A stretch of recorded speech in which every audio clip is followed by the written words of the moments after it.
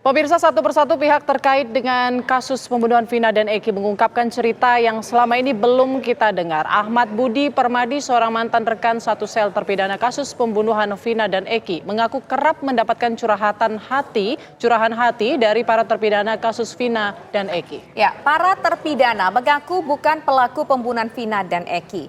Tentu pengakuan ini pemirsa harus didalami untuk mengetahui kebenarannya. Tidak itu saja, sebelumnya saksi Liga Akbar juga telah mencabut beberapa keterangannya di BAP karena mengaku tidak sesuai dengan peristiwa yang sebenarnya. Untuk membahasnya telah bergabung bersama kami ada kuasa hukum Peggy Setiawan, yaitu ada Pak Tony yang sudah hadir di studio kami. Selamat sore Pak Tony. Selamat sore. Kemudian juga sudah ada mantan Kabar Reskrim Polri, Komjen Pol Purnawirawan Ito Sumardi.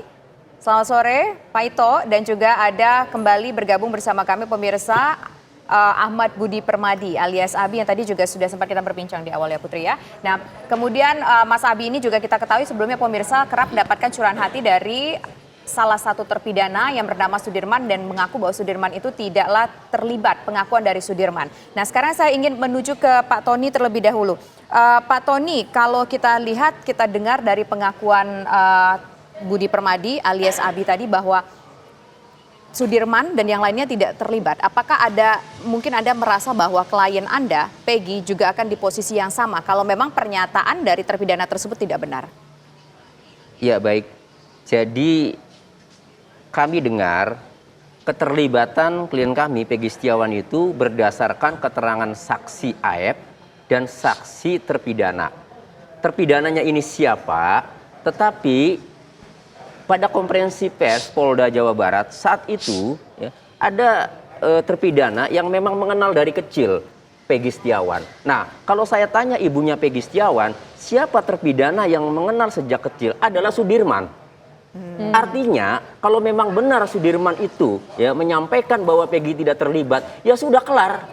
Tidak ada itu Peggy Setiawan terlibat karena dari beberapa terpidana yang mengatakan bahwa kenal dekat sejak kecil dengan Peggy Setiawan adalah Sudirman. Memang benar itu. Tapi begini, SD. Itu statement soal Sudirman mengaku mengenal Peggy dari kecil dan Peggy tidak terlibat, itu kan kita belum dengar statementnya begitu ya. Tapi yang kita dengar pernyataan dari Mas Abi yang satu sel itu adalah Sudirman mengaku dirinya tidak terlibat dalam kasus pembunuhan Vina dan Eki. Iya, artinya kalau Sudirmannya tidak terlibat, otomatis Peggy Setiawan tidak terlibat. Ya, katakanlah kita bicara Peggy alias Peron dulu ya. Peggy alias Peron tidak terlibat kan?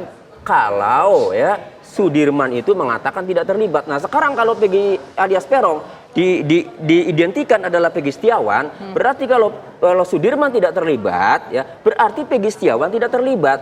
Jadi kalau Sudirman teman kecil dengan Peggy Setiawan itu pernyataan dari ibunya Peggy, memang teman SD.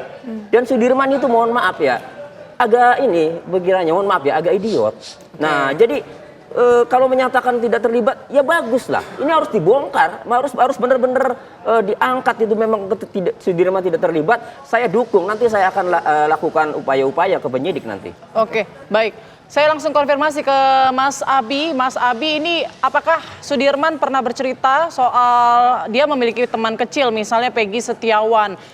Seperti apa informasi yang didapat dari Dirman yang selalu curhat dengan Mas Abi ini? Enggak, kalau Sudirman itu tidak pernah bicara pihak lain, apalagi kawan-kawannya tidak. Yang dia ceritakan ke saya curhatan itu adalah dari proses BAP sampai dia masuk di dalam penjara. Karena saya ketemu beliau itu, ketemu Sudirman dan kawan-kawannya itu di dalam penjara. Kalau di luar tidak, maka dia menceritakan hanya sebagai proses BAP sampai di persidangan, hanya itu saja yang dia cerita ke saya. Maka dia mengatakan kalau dia tidak bersalah itu dan selalu mendapat tekanan-tekanan dari aparat itu, ya benar dia bercerita seperti itu. Sampai dipukulin, sampai dia disetrum itu. Karena mau nggak mau, suka atau tidak suka, Sudirman selalu ketemu saya di penjara tadi, karena saya adalah tamping masjid yang memfasilitasi, memberikan sebuah arahan kepada seluruh napi yang ada di lapas Kesambi. Semua napi-napi baru itu pasti ketemu dengan saya. Saya adalah berkewajiban untuk mengarahkan kepada napi-napi yang baru masuk untuk agar menjadi manusia yang lebih baik. Minimal dia itu harus kondusif di dalam bersosialisasi di dalam lembaga pemasyarakatan tadi. Dan itu saya tapi masih saya ngomong dari sekian banyak arahan-arahan saya yang kamu mesti survival lah, kamu mesti berbuat baik di dalamnya lah biar tidak muncul masalah baru, hal-hal yang seperti itu. Maka dia muncul, Pak saya juga ada di dalam itu bukan karena kesalahan saya. Loh kok bisa? Ini kan menarik. Jadi saya tanya secara detail.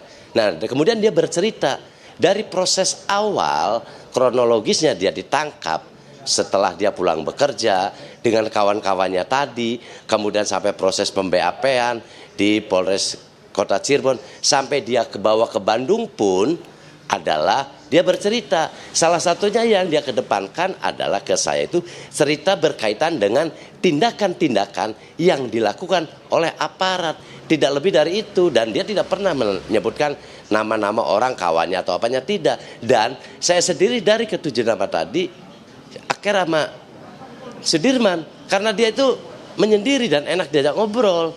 Tapi kalau bicara idiot saya katakan dia tidak idiot, masih bisa berkomunikasi sama saya. Oke. Itulah. Jadi baik, sama sekarang teman-teman gitu loh. Oke, baik. Sekarang artinya perihal soal mengenal atau tidak sama Peggy, ada tidak nama Peggy alias Peron diucapkan oleh Dirman ketika berkomunikasi dengan Mas Abi itu tidak ada. Kita clearkan sampai situ dulu, begitu? Tidak ada. Oke, baik. Sekarang saya ingin ke Pak Ito. Pak Ito Sumardi, ada logika yang disampaikan oleh kuasa hukum Peggy tadi bahwa kalau seandainya Sudirman saja yang memang nyatanya betul adalah teman dan kenal dengan Peggy sejak dari masa kecil tidak terlibat, logikanya pun Peggy juga seharusnya tidak terlibat. Dan apakah bisa pernyataan dari Sudirman ini yang sudah divonis dan dihukum, dipidana sampai saat ini katakanlah menjadi sesuatu yang akan meringankan Peggy Setiawan dalam proses pembuktiannya nanti? Ya, baik Mbak. Yang pertama, kita perlu bahwa saat ini adalah proses penyidikan sedang berlangsung di Polda Jawa Barat, ya, di mana saudara Peggy Setiawan dinyatakan sebagai tersangka. Status Peggy Setiawan adalah tersangka, jadi azas praduga tak bersalah memang harus dikedepankan, ya, karena prinsip penyidikan harus cermat, hati-hati dan objektif. Nah, penetapan Peggy Setiawan menjadi tersangka ini adalah setelah melalui satu penyelidikan dan mendapatkan 2 alat bukti yang sah menurut versi penyidik.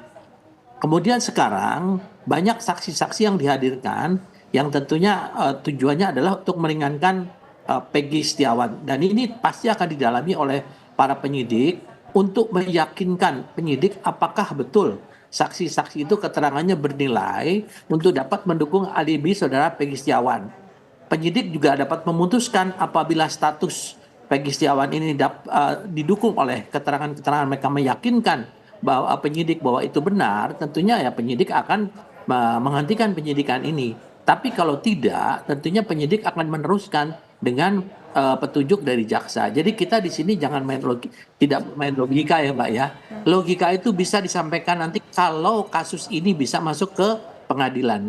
Tapi logika ini juga bisa disampaikan oleh penasihat hukumnya pada saat proses penyidikan. Jadi sekarang kita juga di sini banyak hal yang membuat masyarakat menjadi bingung karena kita memakai asumsi, memakai spekulasi, memakai logika ya, karena ini kan masalah hukum ya. Jadi ada versi pengacara, ada versinya polisi, nanti akan diuji. Nah, tentunya di sini keterangan-keterangan yang tadi disampaikan akan didalami oleh penyidik. Apakah betul? Karena pasti penyidik akan mendalami lagi akan mengurut apakah betul memang yang disampaikan betul atau tidak. Saya kira ini yang harus kita sepakati bersama gitu, Mbak. Oke, baik Pak Ito. Pak Tony, apakah kemudian tim kuasa hukum dari Peggy Setiawan ini sudah menyiapkan saksi lainkah untuk meringankan atau mungkin membantah soal penetapan tersangka terhadap Peggy Setiawan? Tapi nanti dibahasnya usai jeda berikut. Kabar Petang masih akan kembali sesaat lagi.